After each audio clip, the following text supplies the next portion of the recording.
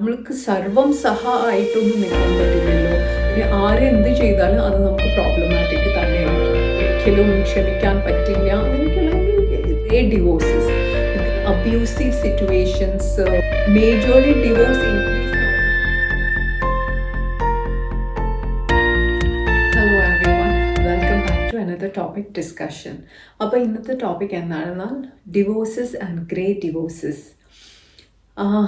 ഇപ്പോൾ ഫാമിലി സീരീസിൽ ഞാൻ ചെയ്യുന്ന 5ാമത്തെ വീഡിയോ ആണ്, ഫാമിലി ഓറിയൻറ്റഡ് ആയിട്ടുള്ള ഒരു വീഡിയോ. ഓക്കെ, അപ്പോൾ നിങ്ങൾ എന്തായാലും പ്രീവിയസ് വീഡിയോസ് ഒന്ന് ഗോ ത്രൂ ചെയ്യണം. അതിലെന്തൊക്കെയാണ് ഡിസ്കസ് ചെയ്യുന്നത് എന്ന് നിങ്ങൾക്ക് ഈ വീഡിയോയിലേക്ക് വരുന്നതിന് മുന്നേ തന്നെ ആ വീഡിയോസ് കണ്ടു കഴിഞ്ഞാൽ ഒരു അണ്ടർസ്റ്റാൻഡിങ് കിട്ടും എന്തിനാണ് ഇവിടെ ഫോക്കസ് കൊടുക്കുന്നത് എന്ന്. അപ്പോൾ ആ വീഡിയോസ് എല്ലാം ചെയ്യുമ്പോൾ എന്നോട് പലരും പറഞ്ഞു, ആ വീഡിയോസ് എല്ലാം കണ്ട പലരും പറഞ്ഞു, എന്തുകൊണ്ട് ഫാമിലിക്ക് ഇത്രയും ഇമ്പോർട്ടൻസ് കൊടുക്കുന്നു, എന്തുകൊണ്ട് അതിൽ പ്രോബ്ലംസിനെ കുറിച്ചിട്ട് അധികം ഡിസ്കസ് ചെയ്യുന്നില്ല എന്നുള്ളത്. അപ്പോൾ എല്ലാവർക്കും അറിയാവുന്നത് തന്നെയാണ്, ഫാമിലീസ് ആയ പ്രോബ്ലംസ് ഉണ്ട്. It's A part and parcel of life, അല്ലെങ്കിൽ റിലേഷൻഷിപ്സിൻ്റെ ഭാഗമാണ് പ്രോബ്ലംസും. അതുകൊണ്ട് അതിനെ എന്താണ് ഫോക്കസ്, നമ്മളൊരു ഫാമിലി എന്ന് പറഞ്ഞു കഴിഞ്ഞാൽ അതിലെ പ്രയോറിറ്റീസ് എപ്പോഴും നമ്മൾ ചിൽഡ്രനാണ് കൊടുക്കേണ്ടത്. അത് എന്തുകൊണ്ടാണെന്ന് വെച്ച് കഴിഞ്ഞാൽ അവർക്കാണ് ഒരു പാരൻ്റൽ ഗൈഡൻസ് അല്ലെങ്കിൽ അഡൽട്ട് സപ്പോർട്ട് വേണ്ടത്, ഏറ്റവും കൂടുതൽ വേണ്ടത് കുട്ടികൾക്കാണ്. അപ്പോൾ അവർക്ക് ഏറ്റവും സൂറ്റബിൾ ആയിട്ടുള്ള ഒരു സിറ്റുവേഷൻ എന്ന് പറഞ്ഞു കഴിഞ്ഞാൽ അതൊരു ലവിങ് ഫാമിലിയാണ്. കുട്ടികൾക്ക് വളരാൻ പറ്റിയ ഏറ്റവും സൂറ്റബിൾ ആയിട്ടുള്ള ഒരു സിറ്റുവേഷൻ എന്നാണ് പറയപ്പെടുന്നത്. ഇത് അതിനൊരു ഓൾട്ടർനേറ്റീവ് ഇതുവരെ കണ്ടുപിടിക്കാൻ കഴിഞ്ഞിട്ടില്ല.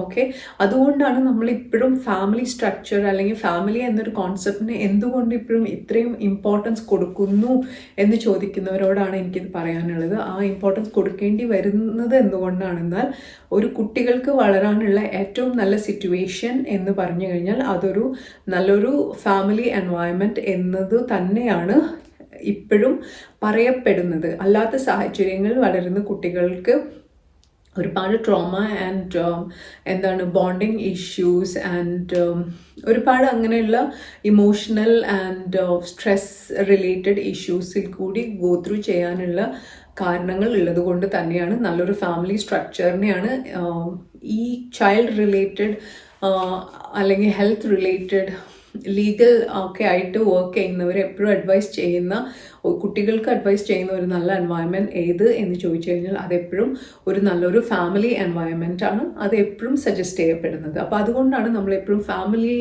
ഓറിയൻറ്റഡിന് എന്തുകൊണ്ട് ഇമ്പോർട്ടൻസ് കൊടുക്കുന്നു, ഒരു നല്ലൊരു പാരൻറ്റിങ്ങിന് എന്തുകൊണ്ട് ഇമ്പോർട്ടൻസ് കൊടുക്കുന്നു, ഒരു മാരേജിന് എന്തുകൊണ്ട് ഇമ്പോർട്ടൻസ് കൊടുക്കുന്നു എന്ന് ചോദിക്കുന്നവരോടാണ് എനിക്കിത് പറയാനുള്ളത്. ഓക്കെ, പ്രീവിയസ് വീഡിയോസ് എല്ലാം ഒന്ന് കാണുന്നത്, ഈ വീഡിയോ എത്തുന്നതിന് മുന്നേ ആ വീഡിയോസ് കണ്ടു കഴിഞ്ഞാൽ നിങ്ങൾക്ക് തന്നെ ഒരു അണ്ടർസ്റ്റാൻഡിങ് കിട്ടും നമ്മൾ എന്തുകൊണ്ടാണ് ഇങ്ങനെയുള്ള പോയിന്റ്സിന് ഇമ്പോർട്ടൻസ് കൊടുക്കുന്നത് എന്നുള്ളത്.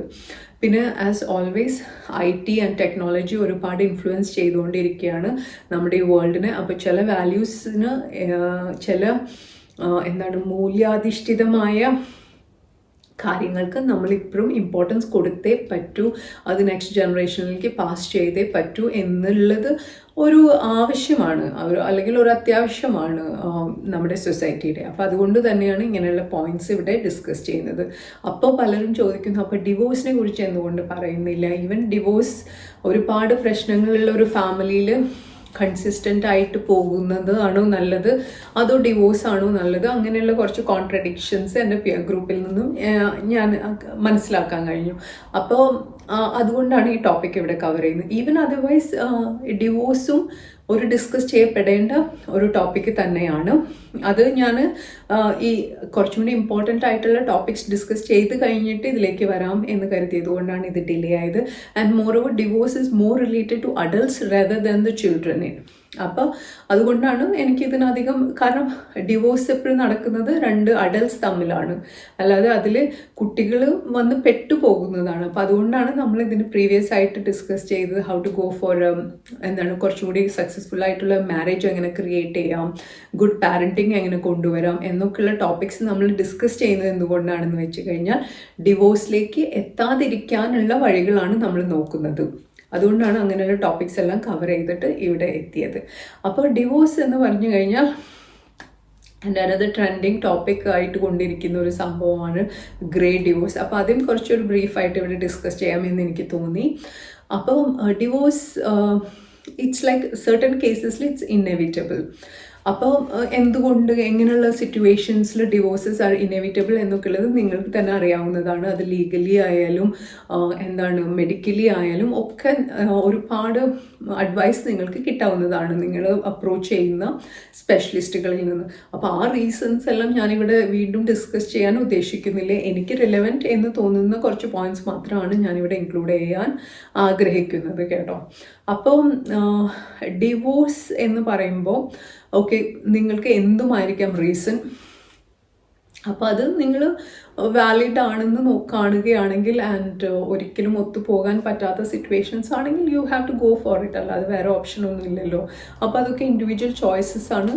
ഓഫ് കോഴ്സ് നമ്മളെപ്പോഴും അഡ്വൈസ് ചെയ്യുന്നത് റീകൺസിലേഷൻ തന്നെയാണ്. ഒരിക്കലും ഒരു എസ്പെഷ്യലി ചിൽഡ്രൻ ഇൻവോൾവ് ആയിട്ടുള്ള സിറ്റുവേഷൻസിൽ നമ്മൾ ഡിവോഴ്സസിന് ഒരിക്കലും സപ്പോർട്ട് ചെയ്യുന്നതല്ല, especially if the kids are involve. അപ്പോൾ എപ്പോഴും അതിനെ നോ എന്ന് തന്നെ, ഒരിക്കലും ഒരു എൻകറേജ്മെൻറ്റ് കൊടുക്കുന്ന ഒരു കോൺസെപ്റ്റ് അല്ല ഡിവോഴ്സ്. പക്ഷേ ഇന്നെവിറ്റബിളായിട്ട് ആളുകൾ അതിലേക്ക് പോകുന്നുണ്ടെങ്കിൽ പിന്നെ അത് നമുക്കൊന്നും പറയാനില്ല. അപ്പോൾ പിന്നെ ഞാൻ പലരും എസ്പെഷ്യലി ഡിഫറെൻറ്റ് സിറ്റുവേഷൻസിൽ കൂടി പോകുന്ന ആളുകൾ പറയുന്ന ഒരു കാര്യം ഞാൻ കേട്ടിട്ടുള്ളതാണ്, നമ്മൾക്ക് സർവം സഹ ആയിട്ടൊന്നും നിൽക്കാൻ പറ്റില്ലല്ലോ, സഹിക്കുന്നതിനൊക്കെ ഒരു പരിധിയില്ല. ഡെഫിനറ്റ്ലി ഉണ്ട്. കോറായിട്ട് ഞാൻ മനസ്സിലാക്കിയത് എന്താണെന്ന് വെച്ച് കഴിഞ്ഞാൽ it's like love at the end of the day. നമുക്ക് ലവ് എന്നുള്ള ഒരു കോൺസെപ്റ്റ് ഇല്ലെങ്കിൽ പിന്നെ ഏത് റിലേഷൻഷിപ്പിലായാലും പിന്നെ ആരെന്ത് ചെയ്താലും അത് നമുക്ക് പ്രോബ്ലമാറ്റിക് തന്നെ ആയിരിക്കും. ലവ് എന്നൊരു കോൺസെപ്റ്റ് ഉണ്ടെങ്കിൽ എന്ത് ചെയ്താലും നമുക്കത് പ്രോബ്ലം ആയിരിക്കില്ല. ഞാൻ എൻ്റെ പെർസ്പെക്റ്റീവാണ് കേട്ടോ പറയുന്നത്. ഫോർ എക്സാമ്പിൾ, ഇപ്പം നമ്മളുടെ കുട്ടികൾ എന്ത് തെറ്റ് ചെയ്താലും നമുക്കത് ക്ഷമിക്കാൻ കഴിയും. കാരണം അവിടെ നമുക്കൊരു അൺകണ്ടീഷണൽ ലവ് ആണ് കുട്ടികളോടുള്ളത്. പക്ഷെ കുട്ടികൾക്ക് തിരിച്ച് പാരൻസിനോട് ഉണ്ടായിരിക്കണമെന്ന് യാതൊരു നിർബന്ധവും ഇല്ല കേട്ടോ. ഞാൻ പാരൻസ് ലൈക്ക് ഒരു ഐഡിയൽ പാരൻസ് എന്ന് പറഞ്ഞു കഴിഞ്ഞാൽ അവരെപ്പോഴും എനിക്ക് തോന്നുന്നു 90% ഓഫ് ദ പാരൻസ് അങ്ങനെ ആയിരിക്കും. അവർക്ക് കുട്ടികളോട് ഒരു അൺകണ്ടീഷണൽ ലവ് ആയിരിക്കും. അപ്പം അങ്ങനെയുള്ള സിറ്റുവേഷനിൽ കുട്ടികൾ എന്ത് തെറ്റ് ചെയ്താലും തന്നെ പാരൻസ് എന്നുള്ള നിലയ്ക്ക് നമുക്ക് ക്ഷമിക്കാൻ തയ്യാറായിരിക്കും നമ്മൾ. അപ്പോൾ അങ്ങനെ ഒരു ലവ് ഇല്ലാത്ത ഒരു സിറ്റുവേഷനിലാണ് നിങ്ങൾ പോയിക്കൊണ്ടിരിക്കുന്നത്, നിങ്ങളുടെ റിലേഷൻഷിപ്പ് പോയിക്കൊണ്ടിരിക്കുന്നത് എന്ന് പറഞ്ഞു കഴിഞ്ഞാൽ പിന്നെ അവിടെ ഡിവോഴ്സ് അല്ലാതെ വേറൊരു ഓപ്ഷൻ ഇല്ല എന്ന് തന്നെയാണ് എനിക്ക് മനസ്സിലാക്കാൻ കഴിഞ്ഞത്. അപ്പോൾ അതുകൊണ്ടാണ് സർവം സഹ എന്നൊരു കോൺസെപ്റ്റ് ഒന്നും ഇല്ല. നിങ്ങൾക്ക് ലവ് ഉണ്ടെങ്കിൽ എന്തും നിങ്ങൾക്ക് സോർട്ട് ഔട്ട് ചെയ്തിട്ട് മുന്നോട്ട് പോകാൻ കഴിയും. ലവ് ഇല്ലാത്തൊരു റിലേഷൻഷിപ്പ് ആണെങ്കിൽ പിന്നെ എന്ത് ചെയ്താലും അത് പ്രോബ്ലമാറ്റിക് ആയിരിക്കും. ഇനി even the tiniest speck of details വരെ നമുക്കത് പ്രോബ്ലമാറ്റിക് ആയിരിക്കും. ലവ് ഇല്ലാത്ത ഒരു റിലേഷൻഷിപ്പിലാണ് നമ്മളുള്ളത് എന്നുണ്ടെങ്കിൽ every small tiny thing becomes problem. Love ഉള്ള സിറ്റുവേഷനിലാണെങ്കിൽ എന്ത് വലിയ പ്രോബ്ലം ആയാലും നമുക്കത് ഹാൻഡിൽ ചെയ്ത് സോൾവ് ചെയ്ത് മുന്നോട്ട് പോകാൻ പറ്റുന്നതാണ്. പക്ഷെ അത് ഒരിക്കലും ഞാൻ അഡ്വൈസ് ചെയ്യില്ല സർവം സഹ എന്നൊന്നും പറയുന്നില്ല. ഞാൻ പറയുന്നത് understand whether you still have the love or you do not have the love. If you still have the love, reconcile ചെയ്യാൻ ശ്രമിക്കുക. നിങ്ങൾക്ക് ഒരിക്കലും ക്ഷമിക്കാൻ പറ്റില്ല അങ്ങനെയൊക്കെയുള്ളെങ്കിൽ ഇറ്റ്സ് യുവർ ഓൺ ഡെസിഷൻ. അപ്പോൾ എല്ലാവർക്കും അവരുടേതായ decisions, it's like adults are making the decision. അപ്പോൾ അതിൽ വേറൊരു അഡൾട്ട് എന്നുള്ള നിലയ്ക്ക് വേറെ ആർക്കും ഇൻ്റർഫിയർ ചെയ്യേണ്ട ആവശ്യമില്ല. So you are the adults, you have to make the decisions. അങ്ങനെ നിങ്ങളാണ് മുന്നോട്ട് കൊണ്ടുപോകേണ്ടത്. ഉള്ള തീരുമാനങ്ങൾ എടുത്ത് മുന്നോട്ട് പോകാൻ ശ്രമിക്കുക.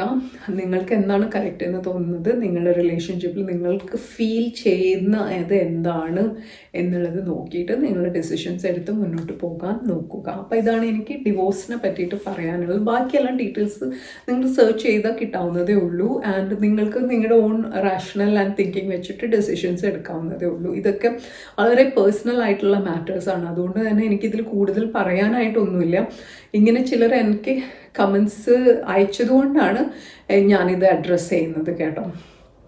ആൻഡ് പിന്നെ ഗ്രേ ഡിവോഴ്സ് ഇപ്പോൾ ഒരുപാട് ആളുകൾ ഡിസ്കസ് ചെയ്യുന്ന ഒരു ടോപ്പിക്കാണ് ഗ്രേ ഡിവോഴ്സ് എന്ന് പറഞ്ഞു കഴിഞ്ഞാൽ അതൊരു ഒരു 20 years എല്ലാം മാരീഡായിട്ട് ഒരുമിച്ച് ജീവിച്ച ആളുകൾ, 20 years ആൻഡ് എബവ് ഒരുമിച്ച് ജീവിച്ച ആളുകൾ പിന്നെ ഡിവോഴ്സിന് പോകുന്നതിനെ പറ്റിയിട്ടാണ്, അതിനെയാണ് ഗ്രേ ഡിവോഴ്സ് എന്ന് പറയപ്പെടുന്നത്.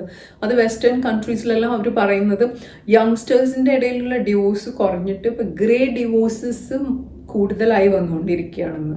അപ്പോൾ അതിൻ്റെ കുറച്ച് അംശം നമ്മുടെ നാട്ടിലും വരുന്നുണ്ട്. അപ്പോൾ അതുകൊണ്ടാണ് ഈ ടോപ്പിക് ഇതൊരു ചർച്ച ആവാനുള്ള കാരണം. കുറച്ചും കൂടി ഓൾഡർ ജനറേഷൻ ഒരുപാട് വർഷം ഒരുമിച്ച് ജീവിച്ച ആളുകൾ ഡിവോഴ്സിലേക്ക് പോകുന്ന ഒരു സിനാറിയോ കൂടി വരുന്നുണ്ട് എന്നാണ് പറയപ്പെടുന്നത്. അപ്പോൾ മേജർലി ഡിവോഴ്സ് ഇൻക്രീസ് ആകാനുള്ള മെയിൻ റീസൺ എന്താണെന്ന് പറയപ്പെടുന്നത് എന്ന് വെച്ച് കഴിഞ്ഞാൽ ഒരുപാട് റീസൺസ് ഉണ്ട്. Primarily women have become independent അല്ലേ.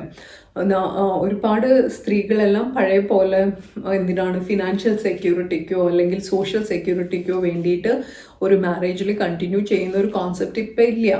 എല്ലാവരും ഇൻഡിപെൻഡൻ്റ് ആണ്, ഫിനാൻഷ്യലി ഇൻഡിപെൻഡൻ്റ് ആണ്, അവർ professionally qualified and highly educated ആയിട്ടുള്ള ഒരു വർക്ക് ഫോഴ്സ് ആണ്, അല്ലെങ്കിൽ വിമൻ ഫോഴ്സ് ആണ് ഇപ്പം നമുക്ക് ചുറ്റുമുള്ളത് കമ്പയർ ടു ഓൾഡർ ജനറേഷൻ കേട്ടോ. അപ്പം അങ്ങനെയുള്ള ഒരു ജനറേഷൻ ഇപ്പം ഉണ്ടായപ്പോൾ അവർക്ക് ഇൻഡിപെൻഡൻസ് കൂടുതലാണ്. അപ്പോൾ അവർക്ക് പഴയതുപോലെ എല്ലാം സഹിച്ച് സർവം സഹായിട്ട് നിൽക്കാനൊന്നും താല്പര്യമില്ല. അവർക്ക് ഫിനാൻഷ്യൽ ഇൻഡിപെൻഡൻസ് ഉണ്ട്, അവർക്ക് അവരുടെ പ്രൊഫഷനിൽ ഫോക്കസ് ചെയ്യാനാണ് കുറച്ചും കൂടി താല്പര്യം. ഫാമിലിയിലെ ഇഷ്യൂസ് അല്ലെങ്കിൽ പ്രോബ്ലംസിനെ സോർട്ട് ഔട്ട് ചെയ്തിട്ട് അതിൽ ഫോക്കസ് ചെയ്തിട്ട് മുന്നോട്ട് പോകാൻ താല്പര്യമില്ലാത്തത് കൊണ്ടാണ് ഇങ്ങനെയുള്ള ഗ്രേ ഡിവോഴ്സസ് റൈസ് ആവാനുള്ള മേജർ റീസൺ എന്നാണ് വെസ്റ്റേൺ കൺട്രീസിലെ സ്റ്റഡീസ് പറയുന്നത്. ഇത് എത്രമാത്രം നമ്മുടെ സൊസൈറ്റിയിൽ അപ്ലിക്കബിൾ ആണ് എന്ന് എനിക്ക് പേഴ്സണലി അറിയില്ല. ഇത് വെസ്റ്റേൺ കൺട്രീസിൽ നടത്തിയ സ്റ്റഡീസിൻ്റെ അടിസ്ഥാനത്തിലാണ് അവർ പറയുന്നത് ഗ്രേ ഡിവോഴ്സസ് ഇൻക്രീസ് ആകാനുള്ള main reason women are aspiring to be more independent previous ജനറേഷൻസിനെ കമ്പയർ ചെയ്ത് നോക്കുമ്പോൾ. അപ്പോൾ ഇതാണ് ഒരു പോയിന്റ്. പിന്നെ വേറൊരു റീസൺ പറയപ്പെടുന്നത് ഹെൽത്ത് ഇൻഡെക്സ് ബെറ്റർ ആയിട്ടുണ്ട് അല്ലേ. ഇപ്പോൾ നോക്കിക്കഴിഞ്ഞാൽ ആളുകളുടെ ഹെൽത്ത് ഇൻഡെക്സ് എന്ന് പറഞ്ഞു കഴിഞ്ഞാൽ ഇപ്പോൾ ഒരു 90, 80 എല്ലാം നോർമലായിട്ട് ആളുകൾ ജീവിക്കുന്നുണ്ട്, അധികം ഹെൽത്ത് ഇഷ്യൂസ് ഇല്ലാതെ. കാരണം നമ്മുടെ ഹെൽത്ത് ഫെസിലിറ്റി എല്ലാം അത്രയും ഇംപ്രൂവ്ഡ് ആയി കഴിഞ്ഞു. വേൾഡ് ഓവർ ഹെൽത്ത് ഒരുപാട് ഇമ്പ്രൂവ് ആയി കഴിഞ്ഞു. പഴയതുപോലെ ലൈഫ് ഇൻഡെക്സ് 50s 60s ഒതുങ്ങുന്നില്ല. അപ്പോൾ അവർ കുറേ ആളുകൾക്ക് അവർക്ക് ലവ് ലോസ് ആയി കഴിഞ്ഞാൽ അവർ ചിന്തിക്കുന്ന ഒരു 20 years എനിക്ക് ലവ്ലെസ് ആയിട്ടുള്ള ഒരു മാരേജിൽ ഞാൻ സ്പെൻഡ് ചെയ്യണോ എന്നുള്ളതാണ് അവർ ചിന്തിക്കുന്നത്. അപ്പോൾ അങ്ങനെയുള്ള സിറ്റുവേഷൻസിലും ഈ ഗ്രേ ഡിവോഴ്സസ് ഇൻക്രീസ് ആവാനുള്ള ചാൻസസ് ഉണ്ട്. അപ്പോൾ അവർ ചിന്തിക്കുകയാണ് അവർക്ക് ഒരു ലവ് കിട്ടുന്നില്ല അവരുടെ മാരേജിൽ, അല്ലെങ്കിൽ അവരുടെ സ്പൗസിൽ നിന്ന് ഒരു ലവ് ഒന്നും അവർക്കും ഇല്ല, അവർക്ക് തിരിച്ചും കിട്ടുന്നില്ല എന്നുള്ള ഒരു സിറ്റുവേഷൻ ഉണ്ടെങ്കിൽ അപ്പോൾ അവർ ചിന്തിക്കുകയാണ് അവർക്കൊരു 20 years ഇനിയും ലൈഫ് സ്പാൻ ഉണ്ട്. അപ്പോൾ അവരുടെ ആ 20 years ഇനിയും ഒരു ലവ്ലെസ് ആയിട്ടുള്ള ഒരു സിറ്റുവേഷനിൽ സ്പെൻഡ് ചെയ്യുന്നതിനേക്കാളും നല്ലത് അതിൽ നിന്ന് പുറത്ത് വരികയല്ലേ എന്ന് അവർ ചിന്തിക്കുകയാണ്. അപ്പോൾ അതാണ് ഒരു സെക്കൻഡ് റീസൺ പറയപ്പെടുന്നത്. ഞാൻ പറഞ്ഞതുപോലെ ഈ വെസ്റ്റേൺ കൺട്രീസിൽ നടത്തിയ സ്റ്റഡീസിൻ്റെ അടിസ്ഥാനത്തിൽ 1980s ഒരുപാട് യങ് കപ്പിൾസാണ് സെപ്പറേറ്റഡ് ആയിക്കൊണ്ടിരുന്നത്. കാരണം അവർക്ക് കോമ്പാറ്റബിലിറ്റി ഇല്ല എന്ന് കണ്ടു കഴിഞ്ഞാൽ അപ്പോൾ തന്നെ അവർ ഡിവോഴ്സിന് പോയിരുന്ന ഒരു സിറ്റുവേഷനാണ് ഉണ്ടായിരുന്നത്. പക്ഷെ ഇപ്പോഴത്തെ സിറ്റുവേഷൻ കമ്പയർ ചെയ്യുമ്പോൾ യങ് അഡൽട്ട്സിനേക്കാളും കുറച്ചും കൂടി ഓൾഡർ ജനറേഷനിലുള്ള ആളുകളാണ് കൂടുതൽ ഡിവോഴ്സിന് അപ്ലൈ ചെയ്യുന്നത്. ആൻഡ് അതിലും most of the time women ആണ് കൂടുതലും ഡിവോഴ്സിന് വേണ്ടിയിട്ട് അപ്ലൈ ചെയ്യുന്നതാണ് എന്നാണ് അവരുടെ സ്റ്റഡീസ് ഇൻഡിക്കേറ്റ് ചെയ്യുന്നത്. അപ്പോൾ ഇതെല്ലാം ഗ്രേ ഡിവോഴ്സസിന് ഗ്രേ ഡിവോഴ്സ് എന്നൊരു ഫാക്ടറിനെ കോൺട്രിബ്യൂട്ട് ചെയ്യുന്ന പോയിന്റ്സ് ആയിട്ട് കൺസിഡർ ചെയ്യുകയാണ്. പിന്നെ ഒരു റീസൺ നമ്മുടെ ലോക്ക്ഡൗൺ ടൈം ഉണ്ടായല്ലോ. ലോക്ക്ഡൗൺ ടൈമിലാണ് ഒരുപാട് കപ്പിൾസ് ഒരുമിച്ച് ടൈം സ്പെൻഡ് ചെയ്യാനുള്ള ഒരു അവസരം കിട്ടിയത് എന്ന് വരെ പറയുന്നുണ്ട്. അതിനു മുന്നെല്ലാം ഒരു ഹസ്ബൻഡ് ആൻഡ് വൈഫ് വർക്കിംഗ് ആയിരിക്കും, അപ്പോൾ അവർക്ക് ഒരുമിച്ച് ടൈം സ്പെൻഡ് ചെയ്യാൻ അധികം ടൈം കിട്ടിയില്ല.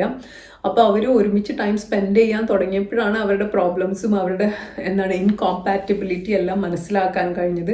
അതിനുശേഷം ഒരുപാട് ഡിവോഴ്സസ് ഇൻക്രീസ് ആയിട്ടുണ്ട് എന്ന് സ്റ്റഡീസ് പറയുന്നുണ്ട്. അഗൈൻ വെസ്റ്റേൺ കൺട്രീസിലെ സ്റ്റഡീസിൻ്റെ അടിസ്ഥാനത്തിലാണ് ഈ പോയിന്റ്സ് ഇവിടെ കവർ ചെയ്യുന്നത് കേട്ടോ. അപ്പോൾ ഇത് നമ്മുടെ സൊസൈറ്റി ആൻഡ് കൺട്രി സിറ്റുവേഷനായിട്ട് എത്രമാത്രം മാച്ചിങ് ആണ് എന്നറിയില്ല. അപ്പോൾ ഈ ഗ്രേറ്റ് ഡിവോഴ്സ് എന്നൊരു ടോപ്പിക്ക് കവർ ചെയ്യുന്നത് കൊണ്ട് ഈ പോയിന്റ്സ് ഇവിടെ ഇൻക്ലൂഡ് ആക്കുകയാണ്. അപ്പോൾ അതും പല കപ്പിൾസ് ഒപ്പം ടൈം പോലും സ്പെൻഡ് ചെയ്യാത്ത സിറ്റുവേഷനിൽ മാരേജസ് ലോങ് ആയി പോയ ഒരു സിറ്റുവേഷൻസ് ഉണ്ട്.